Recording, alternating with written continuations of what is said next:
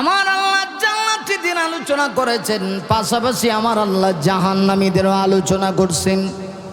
কোরআনে এমন কোথাও নাই যেখানে শুধুমাত্র জান্নাতের আলোচনা আর জাহান্নামের আলোচনা নাই, এমন না। যত জায়গায় মুমিনে আমার আল্লাহ জাহান্নামীদের আলোচনা করেছে, আমার আল্লাহ আবার জান্নাতি দলের পরিচয়ে জান্নাতীদের আলোচনাটাও আমার আল্লাহ তুলে ধরেছে। আসুন এবার কোরআনে যাই। সূরা নাজিআত থেকে যে আয়াত কারিমাগুলি তেলাওয়াত করেছি, আল্লাহ রাব্বুল আলামিন ওই আয়াতগুলির ভিতরে বলেন, ফাআম্মা মান তাগা ওয়া আথারাল হায়াতাদ দুনিয়া ফাইন্নাল জাহিমা হিয়াল মাওয়া। আরে মুমিন শোনো, আল্লাহ বলেন জাহান্নামী কারা? যে দলের যে ব্যক্তির ভিতরে যে বদগুণগুলি থাকবে, এই বদগুণগুলি যদি থাকে, আজকে আমি নিজেকে জাহান্নাম থেকে বাঁচানোর জন্য এগুলা বর্জন করব। আল্লাহ বলেন জাহান্নামী কারা? জাহান্নামী দলের পরিচয় কি? আল্লাহ বলেন যাদের ভিতরে দুইটা বদগুণ থাকবে, নিজের ভিতরে হোক অথবা দলের ভিতরে হোক, এরা জাহান্নামী। এই দুই বদগুণের ভিতরে প্রথম নম্বরে আমার আল্লাহ বলেন ফাম্মা মান তাগা। এই পৃথিবীতে যে ব্যক্তি বা যে দল সীমা লঙ্ঘনকারী হবে, মান তাগা, তাগা শব্দটি তাগুত থেকে এসেছে, এর অর্থ হলো সীমা লঙ্ঘনকারী। আমি আপনাদেরকে কেমনে বুঝাই? মুমিনে একটু খেয়াল করে দেখুন, আমরা যে দেশে বসবাস করছি, দেশের নাম হলো বাংলাদেশ। ছোট্ট দেশ হলে এই দেশের মধ্যে কিন্তু শান্তি আছে, আছে কিনা নাই? এই দেশে যদি আপনাকে আমাকে বাস করতে হয়, এই রাষ্ট্রের কিছু নিয়ম কারণ আছে। রাষ্ট্রীয় আইন যদি কেউ ভঙ্গ করে, রাষ্ট্রের বিরুদ্ধে যদি কেউ চলে যায়, তাকে বলা হয় রাষ্ট্রদ্রোহী। কথা বলেন না কেন, ঠিক কিনা? দেশে থাকতে হলে দেশের কিছু আইন কানুন আছে, আইন কানুন মেনে চলতে হয়, নিজের ইচ্ছায় চলা যায় না। যদি ওই দেশে আমার জন্ম, এরপরেও রাষ্ট্রীয় গভর্নমেন্টের কিছু আইন আমাকে ফলো করতে হয়, মানতে হয়। যদি কেউ এই রাষ্ট্রের ভিতরে থেকে রাষ্ট্রীয় আইন যদি কেউ অমান্য করে, সে যেমন রাষ্ট্রের বিরুদ্ধে চলে যায়, সীমালঙ্ঘনকারী হয়ে যায়, ঠিক তদ্রূপভাবে আল্লাহ বলেন জাহান্নামী কারা?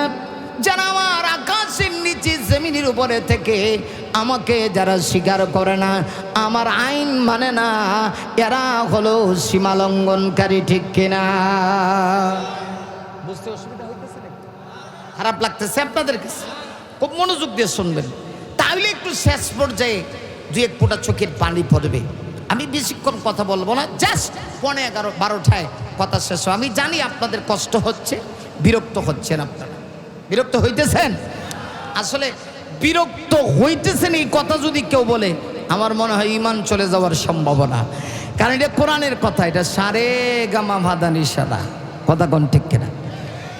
তাহলে সীমা লঙ্ঘনকারী যারা, আল্লাহ বলেন জাহান্নামী কারা? জাহান্নামী দলের পরিচয় কি? যাদের ভিতরে দুইটা বদগুণ। বলেন কয়টা বদগুণ? দুইটা। আরো জোরে মুখস্থ করে বাড়িতে নিতে হবে, সামনে নির্বাচন আসতেছে। অনেক লোক দেখবেন আগে থেকে দাঁত দাঁড়ায় রাখছে, বহু পাবলিক আছে একেবারে দাঁত দাঁড়ায় বইছে। নির্বাচন আসবে, প্রার্থীদের পক্ষে দেখবেন সত্য মিথ্যা বইলা স্লোগান দিবে। বিনিময় কি হবে? সামান্য একটা রং চা, সাথে একটা বনরুটি। এমন লোকের চরিত্রের সার্টিফিকেট দিব যে লোকটা মসজিদ দেখলে সালাম দেয়, হেরো দেখবেন সার্টিফিকেট দিয়ে কইব অমুক ভাই তমুক ভাই। লোকেরা বলবে কি হইছে? মাথা আছে, ঠ্যাং নাই। অমুক ভাই চরিত্র ফুলের মতো পবিত্র। আরেকজন কানের কাছে গিয়ে কইব নামাজ পড়ে না, ভক্ত। কোন জায়গায় ওয়াজ করতেছি? গুরুস্থানে বইয়া? আমার তো এরমই মনে হইতেছে, আমি কি গুরুস্থানে বসে কথা বলতেছি? মাথা লাগবো, ঠিক নেই? আচ্ছা বাবারা, আপনারা যারা আছেন সামনে পড়েন, কারণ কিসে বলে এটা খারাপ লাগে বক্তার। এই যে এখানে যারা বসছে মাইন্ড করেন, আল্লাহর হস্তে মাফ চাই। কারণ বারবার আমার এটা অভ্যাস, আমি এমনি আমার অভ্যাস হলো শ্রোতা যতক্ষণ পর্যন্ত মনোযোগ দিয়ে আমি কথা বলতে পারি, সম্মানিত সুধী, তখন দেখবেন মানুষের কি পাওয়ারটা পারে। এটা ইমানি পাওয়ার না তো, এটা শয়তানি পাওয়ার। কথা কন না, ঠিক নেই? হ্যাঁ, বিনিময়ে কি ভাইব? এক কাপ রং চা আর একটা টুস বিস্কুট, নাহলে একটা বন রুটি। এমন লোকের চরিত্রের সার্টিফিকেট দিব যেই লোকটা গাঞ্জা খায় ফাঁসক্ত, কিন্তু তার চরিত্র ফুলের মতো পবিত্র। আর এটা কি সাধারণ কোনো জিনিস মনে করছেন? এ আমানত। আপনি যদি খেয়ানত করে, আল্লাহ রাব্বুল আলামিন পবিত্র কোরআনে স্পষ্ট ভাষায় বলেছেন, ইয়া'মুরুকুম আন তুআদ্দুল আমানাতি ইলা আহলিহা। নিশ্চয়ই আল্লাহ পাক আদেশ করেছেন তোমাদের যাদের কাছে যে আমানত আছে, আমানতের প্রাপ্যদারের কাছে সে আমানত পৌঁছে দাও।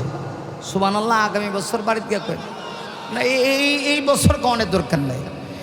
আর আমাদের কাছে আমানতের খেয়ানত আজকে কমছে না বাড়ছে? কথা বলেন না কা?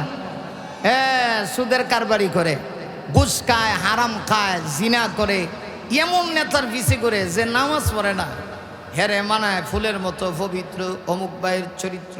হ্যাঁ, আমানত কোন জায়গায় দিতেছ বাবা? হ্যাঁ, আমি কাউকে ভোট দেওয়ার জন্য আসছি না, আমি এলাকার কোনো প্রার্থী না, কিন্তু আপনার বিবেকের কাছে আমি একটা কথা বলি। আপনার বিবেক আছে তো? গরু ছাগলে আল্লাহ কিন্তু বিবেক দেয় নাই, আল্লাহ মানুষে বিবেক দিছে।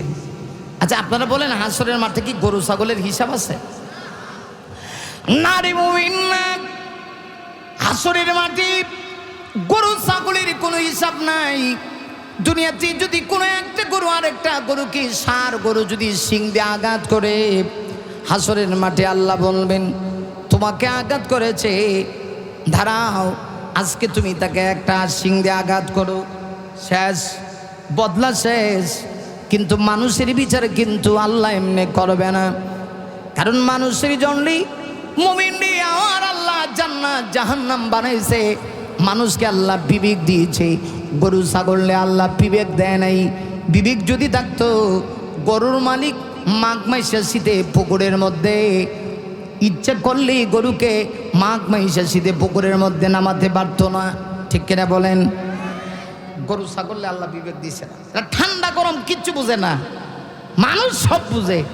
এই জন্য মানুষের হিসাব আছে হাসরের মাঠে, মানুষের হিসাব করে।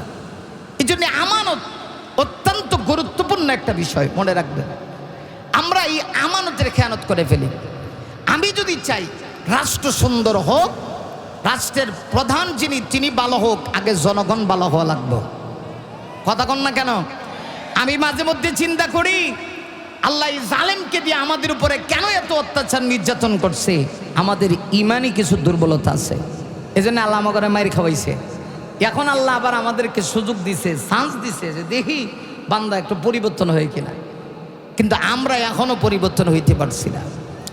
আমরা চাই শাসক হোক হযরত উমরের মতো, কিন্তু প্রজারা যদি এক কাপ চা খায় আমানত দেয়, কিয়ামত পর্যন্ত উমরের মতো শাসক হবে না, ফেরাউনের মতো শাসক আইব।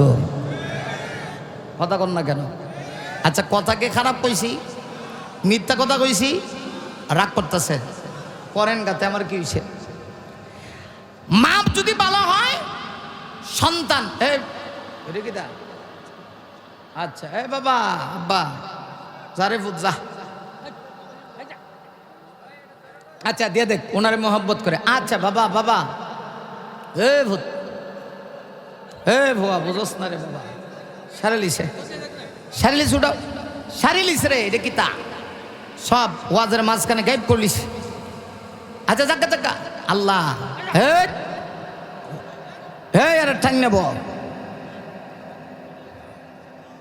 হে ও ভাই, ওই আরে বেটা, ওই সেটা কি তা বুঝলাম না তো। আচ্ছা বুঝছি, তারপরে হ্যাঁ বয়েন না, আরে বয়েন না, আর কয়েকজনে যাইতে আরে বইতে না, চিন্তা করছেন একাই 100 বইছে। আল্লাহ আল্লাহ তুমি হেদায়েত নসিব করো, বলে আমিন। আচ্ছা আমার দিকে খেয়াল করেন, শাসক যদি ভালো হন লাগে, রাজ্যের প্রধান যিনি প্রধানমন্ত্রী হবে বা রাষ্ট্রনায়ক হবে, যেটাই বলেন, তাহলে দেশের জনগণ ভালো হন লাগবে। কথা কন না কেন? জনগণ যদি ভালো না হয়, রাষ্ট্রপ্রধান ভালো হইব নি? কথা কন না কা? এই জন্য আমি বলছি, মা যদি ভালো হয়, সন্তান ভালো হইব। আমাদের দেশে পীর সাহেব আছে, অনেক পীর আছে নিজে আব্বা খায়, কথা বুঝেন না নাকি আল্লাহ জানে। কি টাকা? বাবা বাবা আব্বা, হেরে ডাকে বাপ আর হে ওকে আব্বা খা। তো এই বেটারে বাপ ডাকস কা? বেটা নিজে তো আব্বা খা, আব্বার আব্বা। এই ফিরে নিজে যদি আব্বা খা তো ফিরের মুড়ি দিকে তা খাইব, দাদা খাইব। দাদা তো বাড়িছে না, বাবা বাড়িছে, কত কিছু বাড়িছে, হুন্ডি বাড়িছে, বাবা বাড়িছে। রাস্তাঘাটে মাঝে মধ্যে দিয়ে যে এসে দিন ঢাকা থেকে বেরোয়েছি মাহফিল করার লাগে, নাকের সাথে যে লাগাই রাখছে, এটা নিশার মতো, কি তা জানি পচা দুর্গন্ধ আইরে লাগাইছে। আর রাস্তায় যে জ্যাম লাগছে, হের কাছে কি মানুষ আছে না জিন আছে এটাও হ্যাঁ কইতে পারে না, কারণ এ তো জাগাত নাই, মাল খায় আর তাল হয়ে রইছে। কথা কন না ঠিকই? তাইলে সব দোষ রাষ্ট্রের প্রধান যিনি তাকে দিলে হবে না, আমাদেরকেও কিছু নিতে হইব। আরো সহজ করে কই, আপনাদের এলাকায় মাঝে মধ্যে, গ্রাম অঞ্চল তো সব তাফসির করলে হবে না, মাঝে মধ্যে ভ্যারাইটি সব মিলে ঝুলেই কর লাগবে। কথা বলছেন না? এখানে তো মানে সব শ্রেণীর মানুষই আছে। খেয়াল করেন, মাঝে মধ্যে আপনাদের এলাকায় ইমাম সাহেব মাঝে মধ্যে কি ভুল টুল করেনি? সাসা করে না, করে না, জীবনও করে না। কেটা কইছে? হয় না? 4 রাকাত নামাজের মধ্যে 3 রাকাত পড়ে বয়ে গেছে, এরকম ইমাম সাহেবের হয় না? তো বুঝে কইতেছেন না? না বুঝে কইতেছেন, আল্লাহ জানে। মাঝে মধ্যে ইমাম সাহেবেরও ভুল হয়।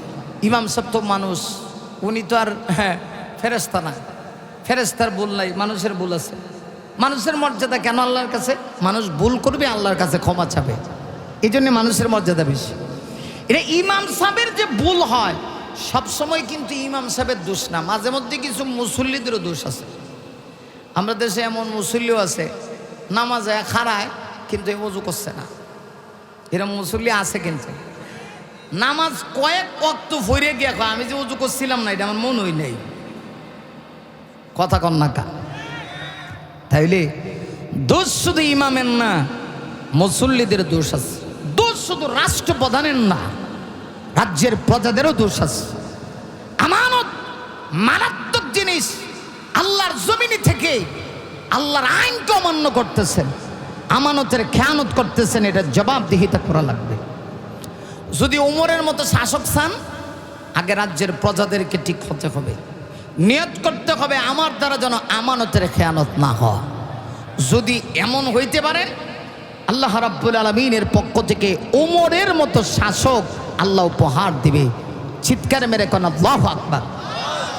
ওমরের মতো শাসক চাননি? যার নাম মনে গলে ভরে যাইব, খোলাফাই রাশিদার ওমরে ফারুক। যার নাম মনে গলে ভরে যাইব, খোলাফাই রাশিদার ওমরে ফারুক। মাবুদের প্রতি ছিল নিবেদিত প্রাণ, জীবন করে দুঃখীদের ত্রাণ। মাবুদের প্রতি ছিল নিবেদিত প্রাণ, জীবন করে দুঃখীদের ত্রাণ। তে করি দুনিয়ার আলিশান সুখ, ওমরে ফারুক, ওমরে ফারুক। বলেন ওমরে ফারুক, ওমরে ফারুক। সবাই আওয়াজ করে ওমরে ফারুক, ওমরে ফারুক। যার নাম মনে গলে ভরে যাইব, খোলাফাই রাশিদার ওমরে ফারুক। মাবুদের প্রতি ছিল নিবেদিত প্রাণ, জীবন করে দুঃখীদের ত্রাণ। তে করি দুনিয়ার আলিশান সুখ, ওমরে ফারুক, ওমরে ফারুক। মারহাবা কন। ইনসাফ কায়েমে যিনি মূর্ত প্রতীক, শান্তির সুবাতাস বহি চারিদিক। ইনসাফ কায়েমে যিনি মূর্ত প্রতীক, শান্তির সুবাতাস বহি চারিদিক। বাগাবাগি করে নিত সুখ আর দুঃখ, ওমরে ফারুক, ওমরে ফারুক। বলেন ওমরে ফারুক, ওমরে ফারুক। যার নাম মনে গলে ভরে যাইব, খুলাফাই রাশিদার মোরে ফারুক, মাবুদের পথে ছিল নিবেদিত প্রাণ, জীবন করে দুঃখীদের ত্রাণ, তে কুড়ি দুনিয়ার আলিশান সুখ, ওমরে ফারুক, ওমরে ফারুক। আল্লাহু আকবার।